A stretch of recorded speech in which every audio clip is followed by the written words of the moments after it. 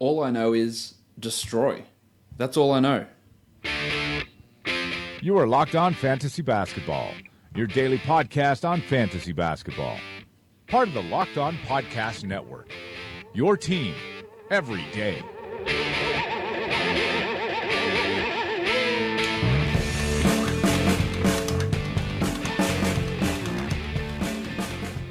Hello and welcome to the Locked On Fantasy Basketball podcast brought to you by Basketball Monster. My name is Josh Lloyd and I am the lead fantasy analyst at basketballmonster.com, and you can find me on Twitter as always at redrock_bball. The NBA season is 2 days away, 1 day away, depending on when you're listening to this podcast. So we are getting ready to get back into the swing of regular season Locked On Fantasy Basketball podcasts, and which we every day look at the games from that day and also preview the games for the coming day. So what we're going to have in today's show is we're going to be doing a week one preview. So looking at you guys who are setting lineups for weekly leagues, talking about some streaming strategy, going over some rotational news, going over other news, going over injury news, a whole primer for the beginning of the NBA season with a focus on week one in the NBA. Michael Bolton. Let's get to it. He's super keen, ready to get kicked off with this, or tipped off, might the term be, for this NBA season. What we're going to do, again, start off here, just looking at some news that's gone down over the last few days that may be of interest to us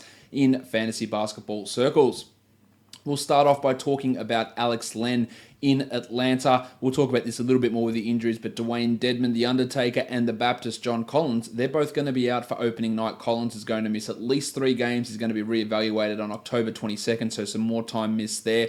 So Len is going to be the starting center, and assuming he stays out of foul trouble, he's going to be playing a ton of minutes. Miles Plumlee is the other center on that roster. There's the Wizard, Amari Spellman as well, who's not really ready for full-time role. So Len is a guy that you need to be looking at and needs to be picked up off the waiver wire. He'd been playing fairly strongly throughout the preseason, and the opportunity is there for him to begin the season. Let's talk Jabari Parker now for the Bulls. It has been a disaster for him so far in the preseason. It looks like he will be coming off the bench to begin the season, not starting at small forward, with Justin Holiday likely to take that spot, depending on the health of the hammer. Denzel Valentine with Punch Bob Shiplock, Bobby Portis starting at power forward. So while I do think that if you do own Jabari Parker, you need to be holding on to him. If for some reason you're still waiting on a draft, and I say that in 4 hours time, I'm doing another draft.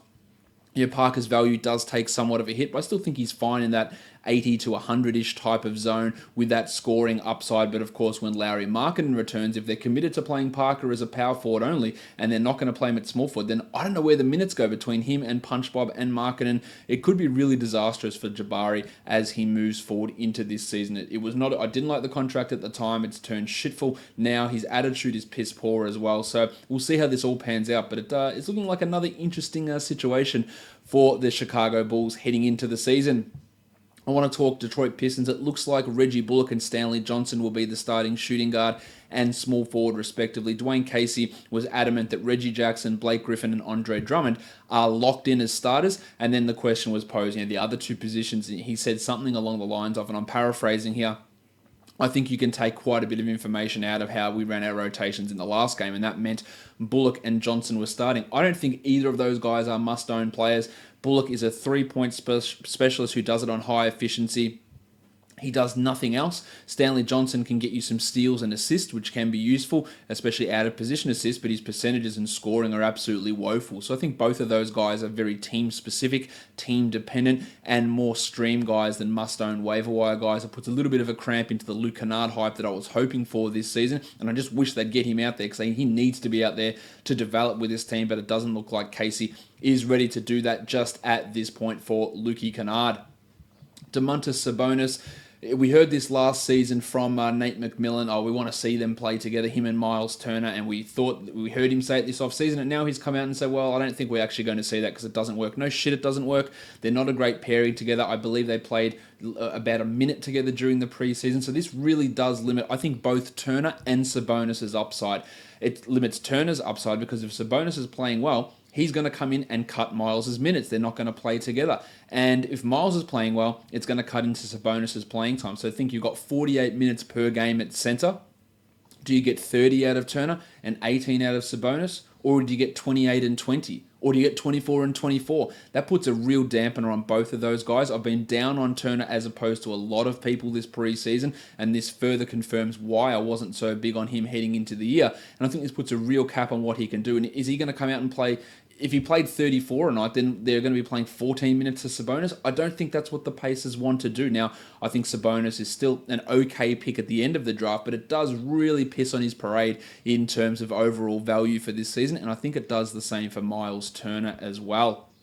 My mate Christian Wood ended up making the roster with the Milwaukee Bucks. I've been talking about this guy for quite a few years. I talked about him significantly during Summer League, and now he has a roster spot. So for those of you in Dynasty Leagues, deep leagues, Wood is someone who can contribute. He blocks shots, he can hit threes, he can score, he can rebound, he can do it all. But for standard leagues, pay attention. We still have Brook Lopez as the starting center. The Muppet John Henson is still around. Thon McCurr is still around. And then you've got Christian Wood. And maybe you say he can play power forward. But of course, you've got Giannis Antetokounmpo and Ersan Ilyasova in front of him in that position as well. There's DJ Wilson. I wouldn't worry about him. He's shithouse, and Christian Wood's already better than him.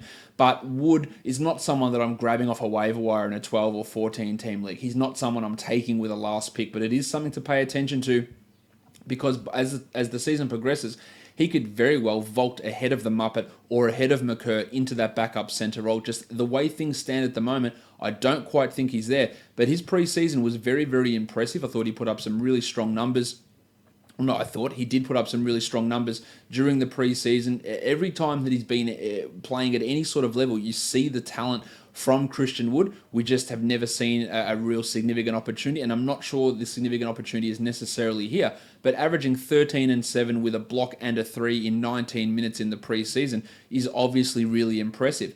Getting those 19 minutes during the regular season is probably going to be somewhat of a stretch, but it's a name to pay attention to, as he is on a roster. They waived Tyler Zeller and Tim Frazier to give him that 15th roster spot on the Milwaukee Bucks. I want to tell you about the guys who are very kindly presenting today's podcast, and that is Vivid Seats. If you want to get yourself tickets to an NBA game, the season's here, boys.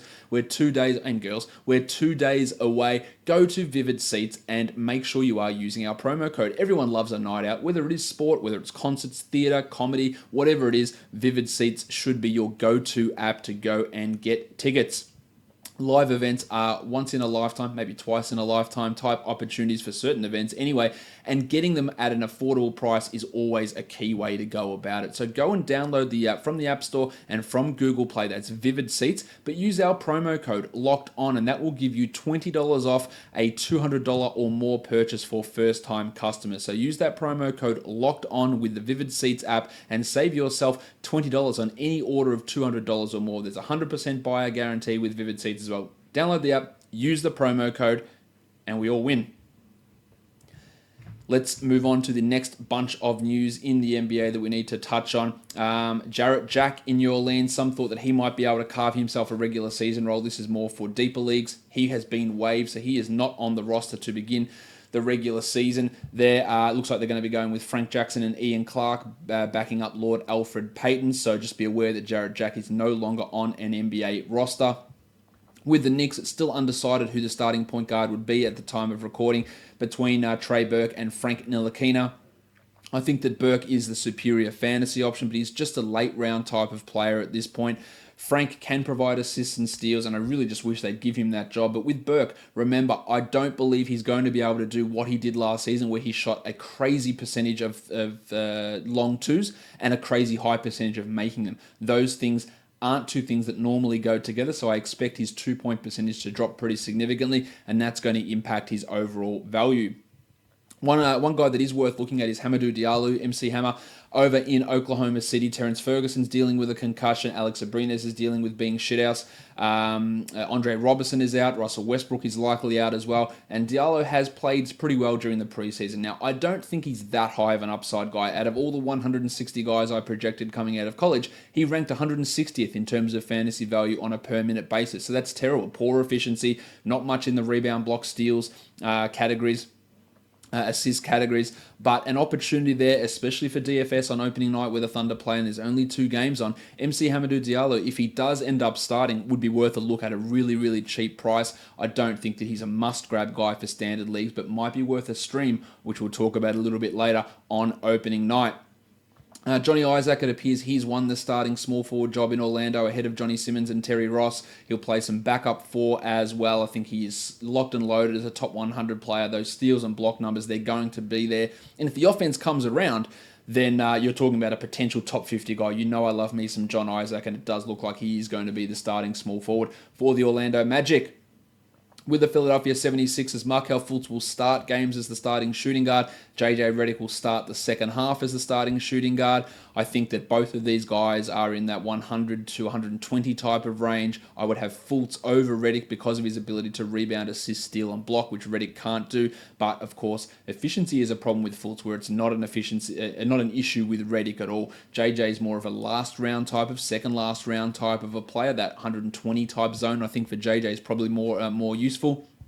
Whereas Fultz, you could go 90 to 100, that sort of an area, with significantly larger upside with Fultz, which again is what we're probably looking for more at the end of the draft. But Fultz is going to start. He won't be playing 34 a night, I don't think. 28, 29, that sort of playing time is probably realistic for Markelle. And it's going to be interesting to see how that all works out. But that's currently where we're sitting with the Sixers and the Fultz-Redick situation. It looks like Devin Booker, much to my chagrin, he is going to be started. Look, he looks like he could be ready for opening night. That's not a problem. I really enjoy that. But they're running him at shooting guard. What this means is they're going to push Josh Jackson to the bench. It cuts a lot of his value down. It hurts TJ Warren. It hurts Mccall Bridges. It probably hurts Trevor Ariza marginally as well. And that means they're going to have to put one of these plethora of bullshit point guards in, whether that's Big Shaq Harrison. Big Shaq. Whether it's Ali Akobo. I feel pretty confident that it won't be DeAnthony Melton, but the reports today are the Suns have offered a contract to Jamal Crawford. Now, if they get Jamal Crawford in there, it means they have to cut someone, whether that's Harrison or Davon Reed or Troy Daniels. It seems like a disastrous decision. Crawford is one of the best blokes in the NBA. He's had a fantastic career, but if we're going to be honest about it, he was probably the worst rotation player in the NBA last season. He does nothing to help this Suns team in terms of on-court play, and you can say leadership, that's fine, but isn't that what Trevor Ariza, Ryan Anderson, and Tyson Chandler are there for? I don't see any need. If you're coming in thinking that Jamal Crawford is going to be your starting point guard, then you're wrong. It's simple as that. And if this is James Jones' first move as GM, then it is not portending well for his reign as the Suns GM. Just don't like this decision at all. It's not confirmed at this point. But, and again, if they do sign Crawford, he is not a standard league fantasy guy to me. He is a guy that you can stream in for some points and threes, maybe, but he just takes so much off the table with field goal percentage, doesn't rebound the ball at all, low assists, low steals, blocks, and he's not a good NBA player at this point. Great career. Great bloke, fantastic bloke, but not a guy that should be getting rotation minutes in the NBA at this point. So we'll see how that works out. The Sacramento Kings. I don't know fully what to believe with this team. I tell you what I do believe. Dave Yeager and Vlade Divac are terrible, and they shouldn't have jobs by the end of the season. Don't want anyone to lose their jobs, but they shouldn't be in these positions. The apparent Kings starters, and this could very easily change. We're looking at De'Aaron Fox, Frank Mason III, Justin Jackson, not a starter caliber player. Nemanja Bjelica at power forward and Willie Cauley-Stein at center. Although in the last preseason game we saw Marvin Bagley starting. There's just going to be ups and downs with this team all along. I don't think Frank Mason is a must-own if he is starting while Bogdan Bogdanovic is out. It doesn't do much to impact my thoughts on Hield. Why won't they just start him is completely baffling to me when you're trying to start a guy like Mason there. Nonsense. Yogi Ferrell's going to be in the rotation, as is Bagley and Giles, as likely the two backup bigs. And again, these are all last round type of players. Bagley, Giles, even Cauley-Stein. The minutes are going to be up and down. The performances are going to be up and down. And the overall fantasy upside for these guys is all pretty limited in my opinion. Again, it does look like Bjelica and Cauley-Stein will be the starting front court. But that doesn't necessarily mean that'll stick. They could throw Bagley in there over Bjelica. Justin Jackson's not a fantasy guy at all. Even if he starts and plays 30 minutes, he is not good in the slightest. He does nothing but score and does that inefficiently most nights as well. In San Antonio, we know DeJounte Murray's out. Derrick White is now out for 2 weeks to 8 weeks. There's been conflicting reports. I would lean to more the later stage of that with that heel issue that he is having. So that means Bryn Forbes is going to be installed as the starting point guard. And let's be honest, Bryn Forbes is not a point guard. He is not that good of an NBA player, and he's definitely not a good fantasy player. Patty Mills will remain the backup, and neither of those guys are must-own 12-team league players. They're more 14, but probably more 16-team league guys who can go out there and score and hit threes. DeMar DeRozan is probably going to lead this team in assists. Is now losing all these guards. Lonnie Walker is also out. No Manu, no Tony Parker. DeRozan is probably going to get a marginal bump, not necessarily in terms of usage, because Bryn Forbes is going to use shots. We know that. But getting the assists, and I think Pau Gasol will have opportunities to run this offense as well. So his value rises slightly. Even though the minutes might be capped, his ability to distribute the ball and get assists does give him some value as a waiver wire type of target. So you can have a look there, but I'm not rushing to grab Forbes. I'm not rushing to grab Mills outside of deeper type formats.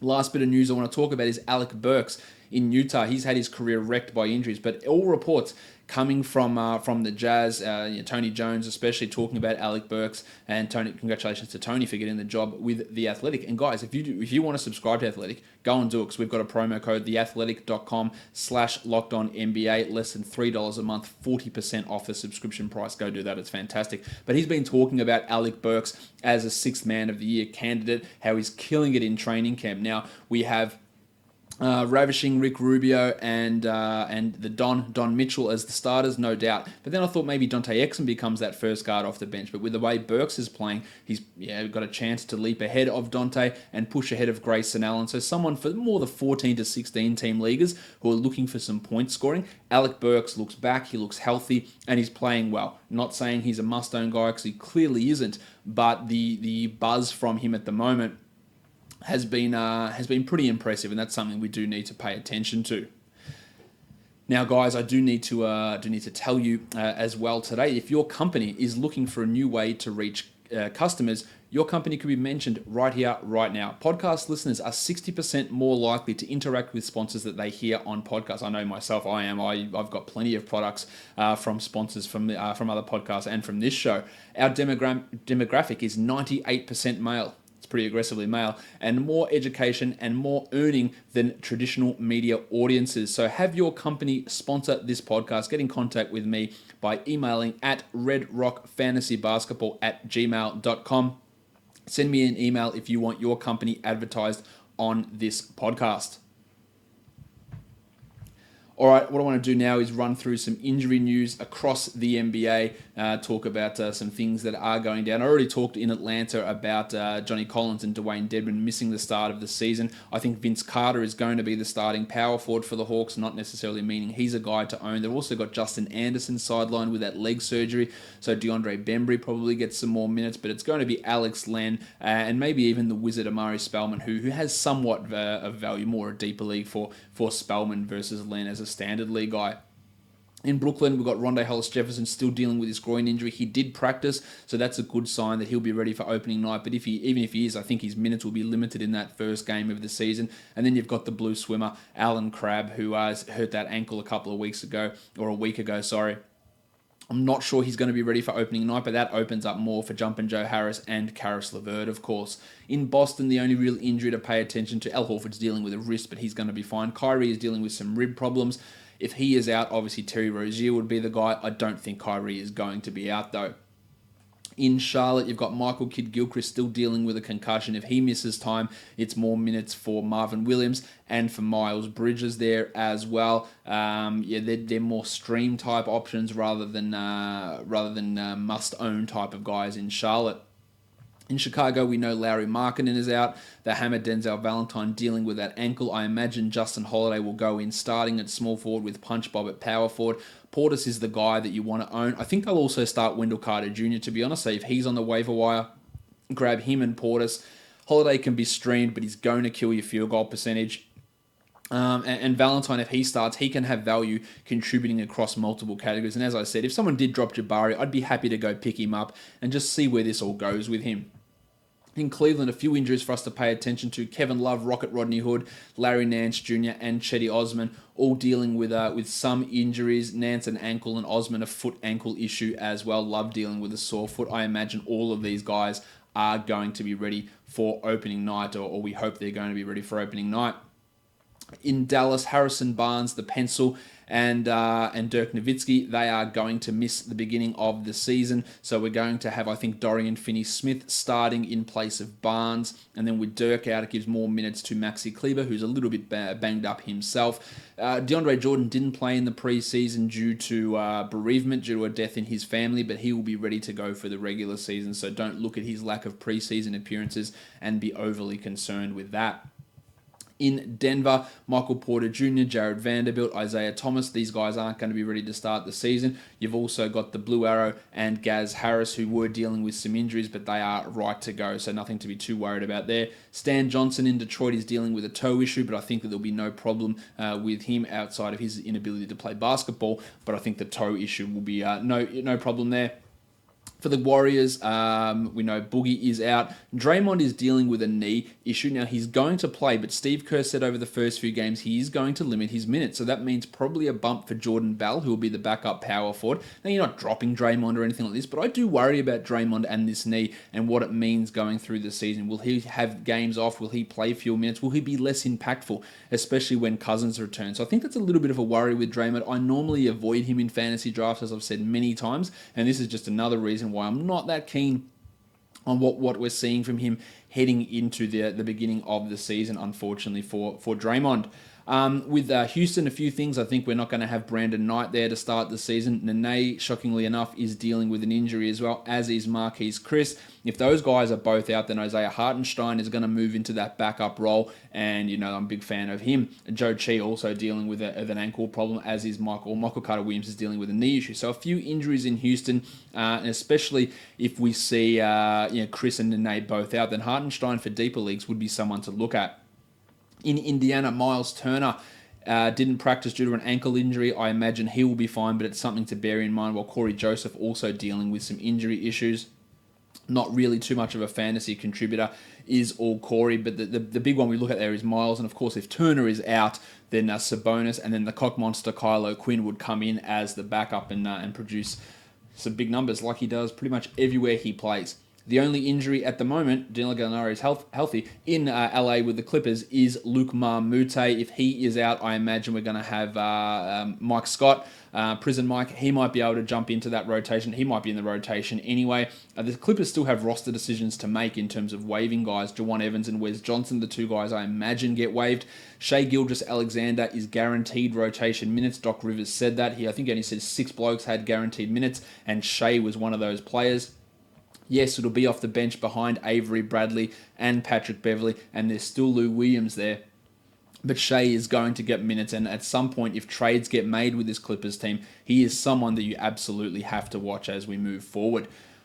For the Lakers, quite a few injuries here. Brandon Ingram is dealing with a quadricep issue. He'll be fine. Joshy Hart, the hitman, he's dealing with a hamstring. He'll be fine as well, while Kentavious Caldwell-Pope is also dealing with a shoulder issue. He'll be fine. Lonzo Ball returned. He clearly outplayed Rajon Rondo in that first game and actually got more minutes than him. And while it appears like Rondo will start, I don't think you want anything to do with Rondo in fantasy leagues at this point outside of streaming, and Lonzo will get the bulk of the minutes basically from day one. Flaming Mo Wagner.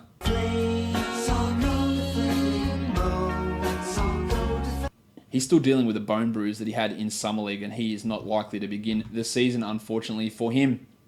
In Memphis, Jermichael Green missed the final preseason game with a shoulder injury. If he is out, that would give Triple J, Jaren Jackson Jr., the chance to start. And I think if he starts opening night, then he won't cede that position back to Jermichael when he comes back. So that's something to 100% watch. If Green is out, then Jackson will start, and he will start all year, would be my guess. If Green plays, that puts Jackson to the bench and limits his playing time. As dumb as it is, I think that's what they'll end up doing. Garrett Temple also dealing with an injury. You're not looking at Temple in many fantasy leagues. He's got to battle the two Brookses, Andy Harrison and Wayne Selden. 4 minutes at the two, and none of those guys are going to get enough minutes, I don't think, maybe Dylan Brooks, to be considerable fantasy assets. For Miami, Dion Waiters unlikely to be ready for the season opener, same as Jim Johnson with his hernia issue. And then you've got the Duke, Wayne Ellington, and the Iron Shoulder, Goran Dragic, who are both dealing with lower leg injuries, knee for Dragic and ankle for Ellington. Both of those guys should be ready to play. Now, if with Waiters out, we're going to see a bit more of Dwayne Wade, probably a bit more of Tyler Johnson. Maybe Derrick Jones Jr. steps in and starts, which is a real possibility. who the Heat seem to be pretty high on there as well. And with Johnson likely out for the season opener, I imagine Kelly Olynyk would step in at power forward with giving some extra minutes to Bam Adebayo and to Justice Winslow, who just signed that contract extension. In Milwaukee, Thon Maker is dealing with a knee issue. If he is out, then the Muppet will probably be the backup center. He may be the backup center anyway. And of course, I talked about Christian Wood a little bit earlier on this show about what he has been able to do. In Minnesota, Justin Patton's out with a broken foot. It looks like Jimmy Butler's hanging around in Minnesota, and he will be there to start opening night. Friday is the Timberwolves' first home game. He wants the crowd to boo him. They should be booing the absolute shit out of everyone in this organization, front office-wise, and Butler as well. It is going to be an absolute shit show, but he's going to start the season on this team. His value is going to be fine fantasy-wise. Just, again, a complete disaster of a team with what they're doing at the moment. For the Pelicans, Jahlil Okafor and Alexei Ajinça both dealing with injuries. Probably not rotation guys anyway, so very little for us to care about in that scenario. With the Knicks, we know Kristaps is out. He's probably going to miss the bulk of this season. Not much to see there. You've also got Courtney Lee, who is dealing with a neck problem through the preseason, but he looks like he's ready to go. I imagine his role will be significantly lower than what it was last season, while Mitchell Robinson also has an ankle injury. I think that you're going to see Robinson as the backup center on opening night. The other guy in contention there is Noah Vonleh, who's looked really good in preseason. Robinson's an interesting late round pick, but if they go with Vonleh as the backup center and start DMPing Robinson from day one, I think you have to cut bait on him there and try and grab him earlier on when the tea leaves start to lean in that direction.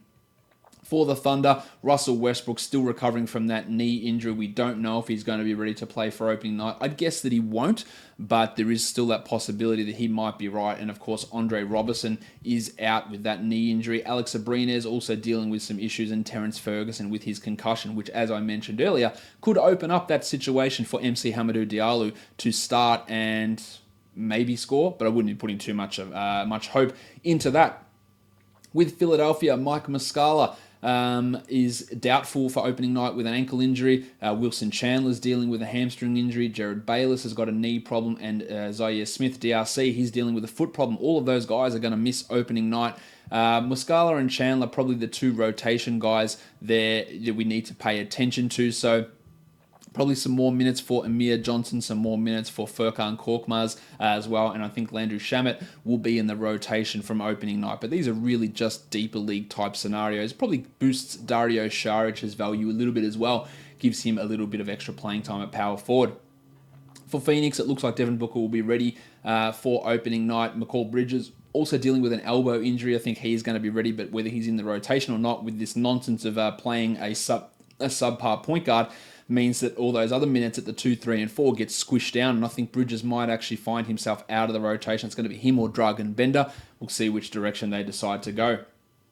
In Portland, Evan Turner and Mo Harkless dealing with injuries. Harkless did return in the or said he was going to be ready to return, then didn't actually return. He's an okay late round player in fantasy, but the upside is pretty limited. While Turner looks like he's going to be running a lot of the second unit in terms of point guard, so a streamable assists guy, but does very little else in the other areas. Let's talk Sacramento. Bogdan Bogdanovic is going to be out to begin the season for a few weeks.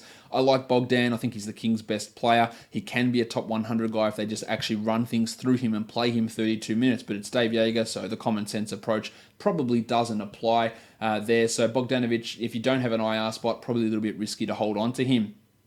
In San Antonio, I talked about it already. Derrick White is out. Bryn Forbes will start. Rudy Gay, they thought he could miss opening night. It looks like he'll be ready to play. I think that if he is on a waiver wire, Rudy Gay, he needs to be owned. Toronto, Norm Powell dealing with a thigh issue. There's a chance that he could push into CJ Miles' role for this season, but overall, there's just not going to be enough minutes as that 10th, 11th guy on the Raptors to really have too much of a fantasy impact. For the Jazz, Raul Neto's out for 2 more weeks with a hamstring injury. Probably not a rotation guy anyway. And then Dwight Howard with his busted ass is questionable for opening night. If he is out, Yun Mahinmi and Jason Smith will take those center minutes, and you could stream Mahinmi in, but probably not. I don't think there's much you need to get too excited about that position for the Washington Wizards.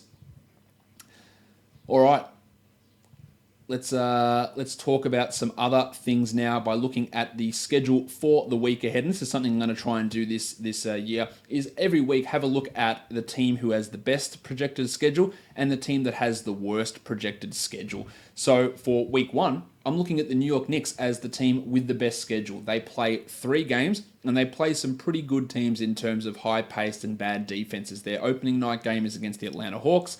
Then on the Friday, they play the Brooklyn Nets. They do have a back-to-back against the Celtics, which, of course, they're a very good defensive team. But playing 3 games when the majority of teams play 2 games is important. And then those first 2 nights against Atlanta and Brooklyn, a high-paced team, the Knicks are as well. So getting value out of guys like Hazonia, like Burke, like Ntilikina, Timmy Hardaway gets a boost, Mitchell Robinson perhaps, maybe it's Noah Vonleh, maybe it's Lance Thomas, who knows how it works, but there's a lot of value there with the Knicks as they have the best schedule for this week. And on the downside, the Washington Wizards, they played 2 games, and they're against shit teams in terms of fantasy value, going against the Miami Heat with a very good defense, and then Toronto Raptors on the Saturday. The best thing I can say is that the Wizards play on a Thursday, which is a low volume day, so you might be able to stream guys in there. But overall, when we're talking about weekly lineups, they have the worst schedule by quite a significant margin for this coming week.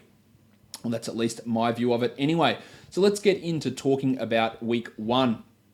And the value here now, as I've said already, teams are either playing 3 games or 2 games. I actually misspoke before. The majority of teams do play 3 games. The minority play 2 games for this week. So it's either 3 games or 2 games for this week. And there are only 3 teams that play 2 quality games. Now, what's a quality game, you might ask? Now, for me, and you can define this how you want on Basketball Monster, we have that in our league settings. But to me, a quality game is a day in the NBA where there are 8 games or fewer on that day. And the reason that's a quality game is because if you have a packed schedule, a 10-game night, an 11-game night, if you go to add guys off the waiver wire, you'd add them, but they'd probably sit on your fantasy bench anyway. And the larger the bench you have, the more restrictive you have to be in terms of what that threshold is for a quality game. If you've got 10 starters and 6 bench guys, then your quality game cutoff goes down to probably 6. Whereas I've got it at 8 for a standard 10/3, 10 starters, 3 bench guy type setup. So when we're looking at teams, when we're talking about weekly streaming, now weekly lock leagues are different because you're not worried about what days these guys play because you lock them in for the whole week. For daily changes leagues, you want to pay attention to where teams are playing. Because the Knicks, for example, they've got a great schedule in terms of playing 3 games, playing good opponents, but they play on Wednesday where there is a shitload of games. I probably should tell you exactly how many games that they actually has. So this is how the week goes. 2 games on Tuesday, 11 games Wednesday, 3 games Thursday, 9 games Friday, 10 games Saturday, and 4 games on Sunday. So the Knicks, they go in there and they play Wednesday, it's a shitload of games. Friday, there's 9 games. Saturday, there's 10 games. So you could add a guy off the waiver wire in a daily changes league, whether that is Mitchell Robinson or Mario Hazonia or Frank Ntilikina, and they'd sit on your bench all of those days. Now, the matchups are positive, the Atlanta and Brooklyn one, so maybe someone like Hazonia or Trey Burke, if he's on the wire, who probably should be owned anyway, you might be able to get them into your active lineup. But in terms of their 3-game week versus the Sixers' 3-game week, it's very different because the Sixers are one of only 3 teams in the NBA with 2 quality games this week.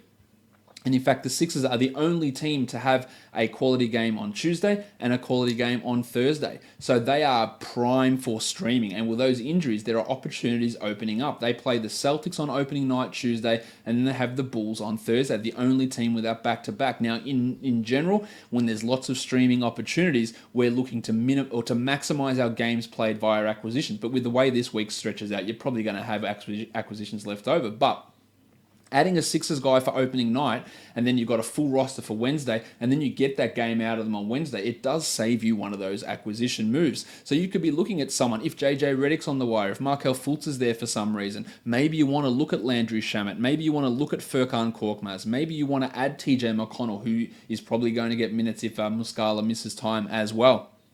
Maybe you look at Amir Johnson, and you can get 2 games for the price of 1 acquisition on days when you can actually use these players. And on opening night, you've only got 4 teams, the Celtics, the Sixers, the Warriors, and the Thunder. And outside of the main guys on the Warriors and the Thunder, there's very little fantasy value there. And for the Celtics, Yeah, it's someone like Terry Rozier, it's Marcus Morris, it's Marcus Smart, it's maybe Aaron Baines that you have a look at adding. But there's very few options to add there, and the Sixers, you get that added benefit of adding someone on Tuesday, and they also can play Thursday. The other two teams that have two quality games this week are the Oklahoma City Thunder and the Golden State Warriors. They play Tuesday, but then their other quality game doesn't come until Sunday. So it's not like you're going to add one of them on Tuesday and then wait all week for them to sit on your roster and play Thursday. You know, are you adding Hamidou Diallo? Are you adding Damian Jones? Are you adding Quinny Cook? Are you adding Alex Abrines, Patrick Patterson? Yeah, they're great for Tuesday, but you're not adding them and then waiting and man, I can't wait till Damian Jones plays again on Sunday. Because they do play again during the week. The Thunder play the Clippers on Friday, but you're not going to use that guy that you brought off the bench. The Warriors play the Jazz on Friday.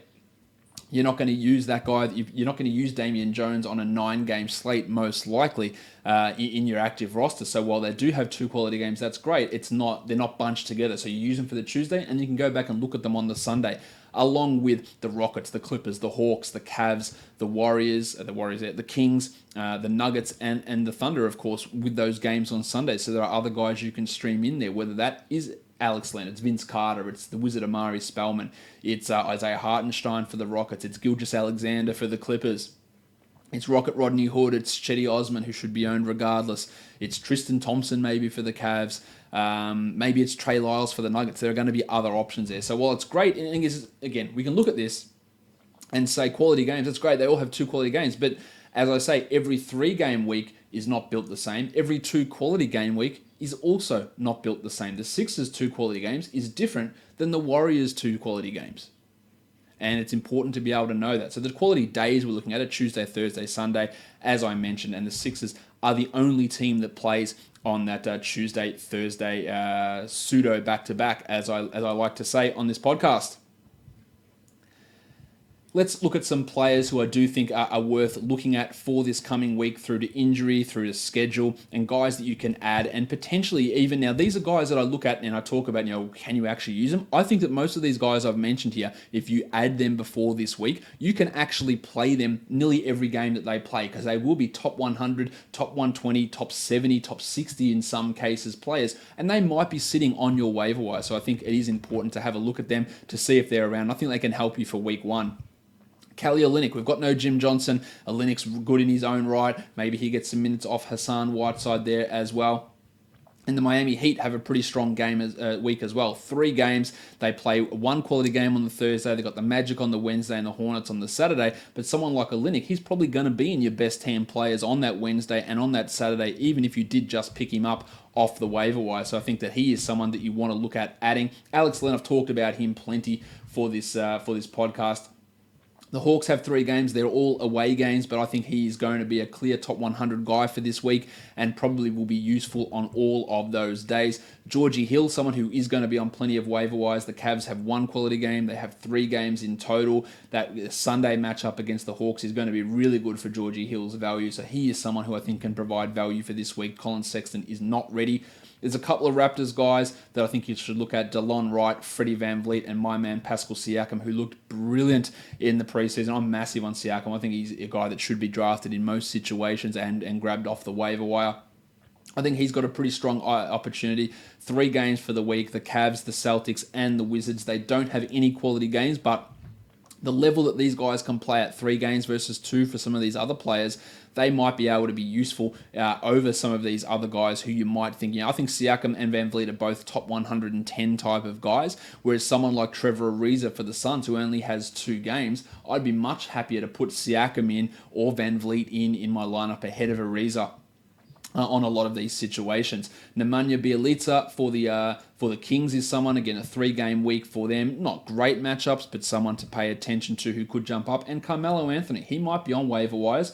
Go and have a look at him for this week. The Rockets have 3 games, pretty good matchups. Lakers, Clippers, and Pelicans. A Sunday game thrown in there to end the week, quality game. So Melo, if he is on your waiver wire, this is a good opportunity to go and use him. He might be able to lock him. I think he probably will be able to lock him into a weekly lineup, and you'll get use out of him in a daily changes league as well.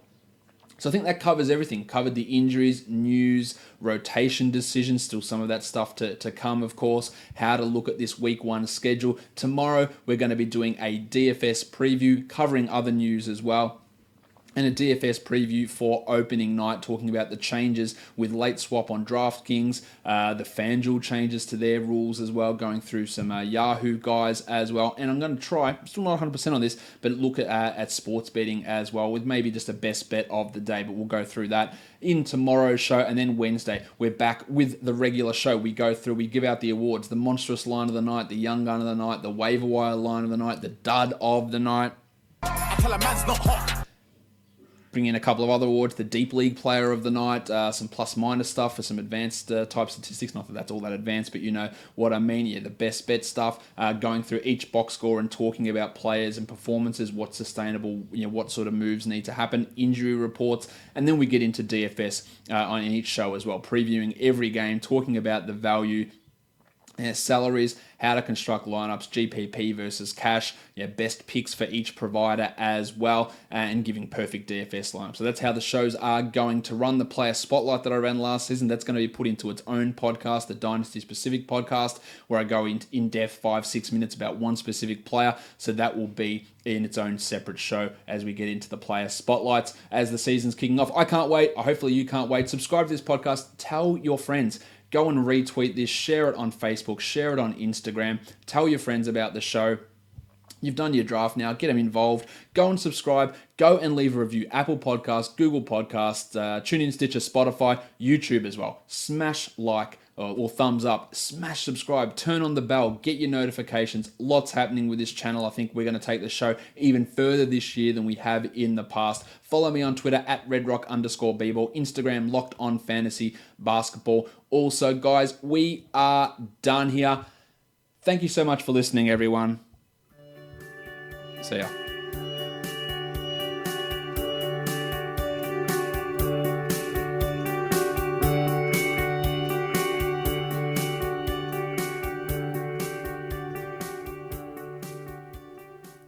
Kyrie Irving.